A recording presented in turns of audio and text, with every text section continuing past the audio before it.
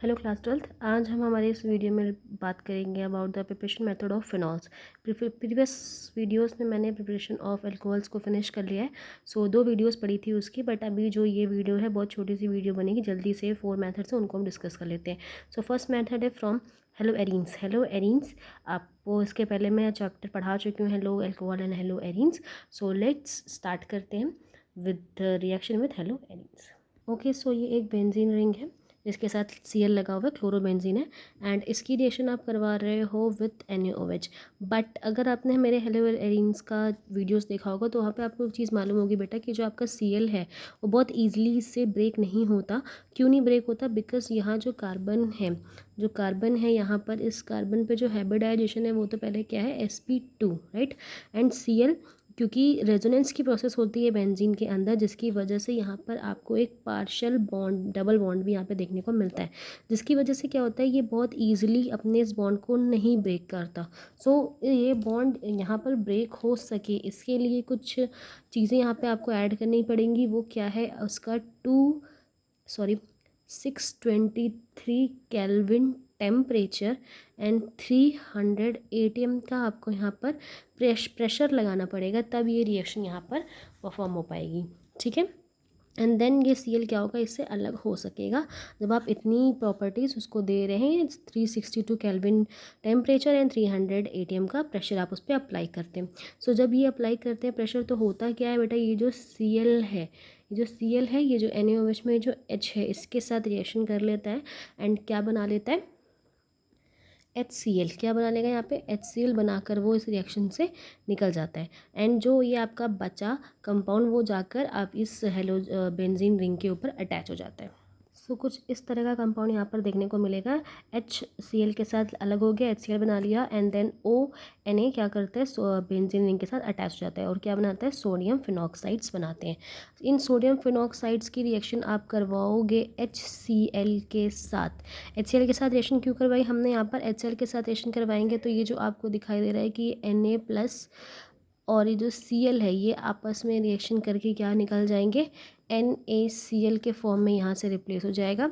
And जो H बचा हुआ है वो जाके उस ऑक्सीजन से रिएक्ट कर लेगा एंड जो आपको बनाना है, जो कि क्या है हमारे फिनॉल्स, वो आपको यहाँ पर बनता हुआ दिख जाएगा। ठीक है, सो ये फर्स्ट रिएक्शन है जिसमें आपने देखा कि हेलो एरीन्स का यूज़ करके, क्लोरोबेंजीन का यूज़ करके NaOH के प्रेजेंस में, in the presence of specific temperature and pressure, हमने उसे क्या बनाया, सोडियम फिनॉक्साइड में कन्वर्ट किया एंड देन ट्रीट करवाया विद द HCl एंड हमें हमारा फ्लोरो फिनॉल्स यहाँ से मिलता है। ठीक है, ये फर्स्ट रिएक्शन थी। Now we will discuss the next reaction. So next reaction जो कि है हमारी from benzoic sulphonic acid.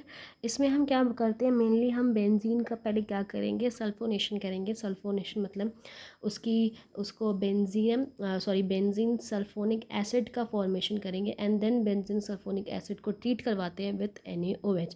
So first reaction start करते हैं। Okay, so first benzene ring है, ये नॉर्मल बेंजीन रिंग, जिसकी रिएक्शन हम करवाएंगे ओलियम के साथ। ओलियम क्या होता है बेटा, ओलियम होता है H2SO7। ओके, ये मेनली क्या होता है बेटा, बहुत स्ट्रॉन्ग एसिड जैसे H2SO4 के फॉर्मेशन में इसे यूज़ किया जाता है।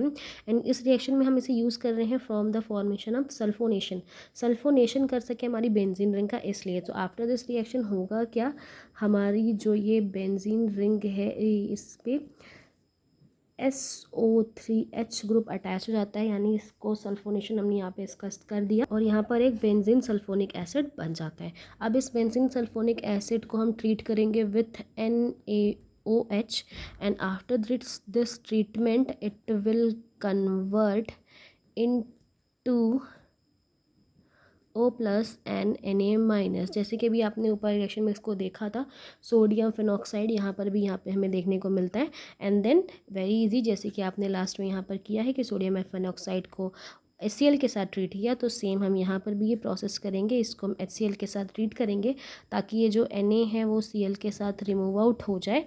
एंड देन इस रिएक्शन में हमें क्या मिलता है, इस रिएक्शन में इन द लास्ट हमें क्या मिलेगा, फिनॉल एंड NaCl। आपकी जो बुक है बेटा उसमें ये दोनों ही रिएक्शन को एक साथ करके लिखा हुआ है एंड मैंने यहाँ पर दोनों को थोड़ा अलग अलग कर दिया ताकि आपको समझ में आए कि NaOH का क्या रोल प्ले था और HCl का।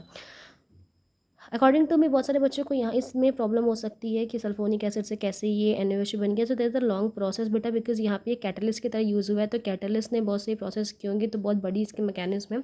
हमें उतनी डिटेल में नहीं जाना है, बिकॉज जितना अभी हम आपको दे सकते हैं हमें उतना ही बता सकते हैं यहाँ पर। सो NCERT के अकॉर्डिंग आपको जितना बताया गया आप उन्हें पढ़ें, ठीक है। सो नेक्स्ट रिएक्शन थी बाय द बेंजोनिक सल्फोनिक एसिड से, जिसके थ्रू आपने क्या बनाया, फिनॉल्स। अब नेक्स्ट हम रिएक्शन को डिस्कस करेंगे by the from diazonium salt. So from diazonium salt इस रिएक्शन को स्टार्ट हम कहाँ से करेंगे, एनालिन से स्टार्ट करेंगे। जब भी डाइजोनियम सॉल्ट की बात होती है तो पहले हम एनालिन के साथ रिएक्शन को स्टार्ट करते हैं। एनालिन मतलब एक एमाइन ग्रुप लगा होता है कहाँ पर, हमारे बेंजीन रिंग के साथ, ठीक है, जिसे हम क्या बोलते हैं, एनालिन। सो इसकी रिएक्शन करवाएंगे with NaNO2 and plus HCl, दोनों ही प्रेजेंट होंगे यहाँ पर। और एक प्रेशर है जो कि प्रेशर है 273 to 278 kelvin. So in the presence of NaNO2 HCl and the specific pressure के बीच में पर हम ये रिएक्शन करवाते हैं। सो आफ्टर दिस हमें जो फॉर्म मिलकर बनेगा, that is our Na2 plus and Cl minus. And अगर आपने हेलोएरिन्स की चैप्टर को अगर पढ़ा होगा तो वहाँ पर आपको ये मिलेगा बेंज जो कि है। सो अगर आपने हेलोएरिन्स को पढ़ा होगा बेटा तो उसमें भी आपको बेंजीन डाइजोनियम सॉल्ट्स के बारे में लिखा होगा। यहाँ पे बेंजीन डाइजोनियम सॉल्ट है, यहाँ पे मेनली क्लोरीन का यूज़ है, तो बेंजियम डाइजोनियम क्लोराइड मिला हुआ है। अगर आपको इसके बारे में थोड़ा जो पढ़ना है तो आप हेलोएरिन्स की जो सेंड मेयर रिएक्शन है उसमें आप देख सकते हैं कि आपको ये जो रिएजेंट यहाँ पे बना हुआ है वहाँ पर वो यूज़ होता है। सो ये जो बना है उसका क्या नाम है, बेंजीन डाइजोनियम सॉल्ट्स या फिर बेंजोनियम डाइजोनियम क्लोराइड, बिकॉज यहाँ पे Cl लगा हुआ है, डाइजोनियम। आफ्टर दैट होगा क्या, इस रिएक्शन को हम करेंगे विथ H2O एंड बहुत सिंपल है, कोई टेम्परेचर की यहाँ पे ज़रूरत नहीं है, सिर्फ वार्म करेंगे इसको हल्का सा। जैसे ही हम इसको हल्का सा वार्म करेंगे तो ये होगा क्या बेटा, क्योंकि जैसे हम इसको वार्म करना स्टार्ट करेंगे तो ये जो डाइजोनियम जो हम वर्ड यूज़ कर रहे हैं वो हम इसलिए कर रहे हैं बिकॉज डाइजोनियम का मतलब होता है कुछ ऐसे कंपाउंड जो बहुत ईजिली रिएक्शन को लीव कर जाए, रिएक्शन को छोड़कर चले जाएँ। सो इस रिएक्शन में जो ये आपका N2 है ये बहुत जल्दी रिएक्शन को लीव कर देगा एंड क्या बना देगा, N2 गैस बन के यहाँ से रिलीज़ हो जाएगी। एंड आफ्टर दैट अगर आप इसको H प्लस को अगर हम यहाँ पे सॉरी H2O को हम तोड़ें तो H plus and OH minus, so HCl के साथ रिएक्शन कर लेगा and it will form HCl। And अब जो आपका ये OH ग्रुप बचा हुआ है वो हमारी इस बेंजीन रिंग के साथ जाकर अटैच हो जाएगा और ये क्या बना लेंगे, फिनॉल्स बना लेंगे। सो ये 3 रिएक्शंस है जिसके थ्रू आपने देखा कि हम कैसे फिनॉल्स को प्रिपेयर कर सकते हैं। Last reaction and mainly most of the part जो है फिनॉल्स का उसी रिएक्शन के थ्रू हमको मिलता है। ये अदर एग्जांपल्स हैं जिनके थ्रू हम अदर प्रिपरेशन मेथड्स है जो यूज़ किए गए फिनॉल्स को बनाने के लिए, बट अगर हम मोस्ट ऑफ द देखें कि सबसे ज़्यादा किससे बनती है तो वो हमारी लास्ट रिएक्शन है। ओके, सो जो लास्ट रिएक्शन है हमारे किसकी, फिनॉल्स की प्रिपरेशन की, जो कि ये है, जो ये क्या लिखा हुआ है बेटा, ये लिखा है फ्रॉम क्यूमिन। QUMENE, ये क्यूमिन है। अगर आप इसे ध्यान से देखें तो ये जो आपका कार्बन है इससे 2 एल्काइल ग्रुप लगे हुए हैं, दोनों कैसे सेम हैं। तो अगर इनका हम नाम रखना चाहें, नॉर्मल नेम IUPAC नेमिंग करें तो वो क्या होगा, isopropyl benzene, right. And in a normal हम इसे क्या बोलते हैं, क्यूमिन नाम से बोलते हैं। आइसो वर्ड क्यों यूज़ किया होगा, बिकॉज 2 सेम एल्काइल ग्रुप यहाँ पर अटैच है, ठीक है। तो इस फर्स्टली हम क्या करेंगे, इसका ऑक्सीडेशन करते हैं। ऑक्सीडेशन मतलब OH अटैच O2 को अटैच करने की यहाँ पर कोशिश करेंगे।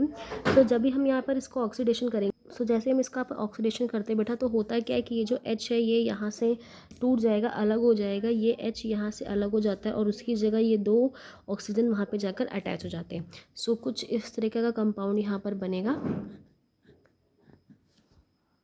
सो कुछ इस तरह का कंपाउंड हमें यहाँ पे देखने को मिलेगा। एंड जैसे अभी ये H तो यहाँ से रिलीज़ हो गया, रिमूव हो चुका है, बट जो अदर कुछ अलग यहाँ पे एल्काइल ग्रुप्स होंगे या फिर कुछ अदर कंपाउंड्स होंगे जिनसे क्या होगा, H प्लस रिलीज़ होगा। और वो बिकॉज जब भी हम रिएक्शन करते हैं बेटा सिर्फ जस्ट 1 मोल को तो लेकर यूज़ नहीं करते हैं, बहुत सारे मोल्स को लेकर यूज़ करते हैं। सो वहीं से एक H प्लस आएगा एंड वो जाकर अटैच हो जाएगा with our H with our this compound. अभी ये जो मैंने बोला कि कहाँ से ये H आया, तो वो भी आपको इस रिएक्शन में पता चल जाएगा कि वो कैसे आया, ठीक है। तो वहीं अदर कंपाउंड से किसी अदर क्यूमिन से एक H आकर अटैच हो जाएगा इस पे। नेक्स्ट रिएक्शन में होगा क्या, इस रिएक्शन को हम ट्रीट करेंगे विथ H2O और H+, यानी कि यहाँ पर जो वाटर है वो थोड़ा एसिडिक मीडियम वाला होगा। सो अब यहाँ पर अगर आप ध्यान से देखें, सो ये आपका H+ है, ये इस H2O के साथ रिएक्शन कर लेगा और क्या बन जाएगा, एक वाटर मॉलिक्यूल बन के वो यहाँ से रिमूव हो जाएगा। एंड जैसे ये वाटर मॉलिक्यूल यहाँ से बन जाएगा, तो ये जो बॉन्ड है between the carbon and this carbon, ये क्या हो जाएगा, यहाँ पर टूट जाएगा और ये यहाँ पर बन जाएगा CH3C डबल बॉन्ड OCH3, यानी कि ये जो आपका एसीटोन फॉर्म है, एसीटोन यहाँ से बनकर रिमूव हो जाएगा, ठीक है। CH3 जैसे कि अगर आप इसी को देखें OH के साथ यहाँ पर अटैच हो जाएगा, इस O से डबल बॉन्ड अटैच हो जाएगा और CH3 तो एसीटोन बन के यहाँ से रिलीज़ हो गया। अब अगर आप इस हाइड्रोजन, इस वाटर का रोल देखें इस रिएक्शन में, सो ये H+ तो यहाँ से यूज़ हो गया, ठीक है। एंड इस बेंजीन रिंग के ऊपर से ये ग्रुप भी वहाँ से हट गया है। सो अभी फिलहाल इस बेंजीन ग्रुप के ऊपर कुछ और भी नहीं लगा हुआ है, तो यहाँ पर H+ एंड OH- यहाँ से अलग हो जाएगा।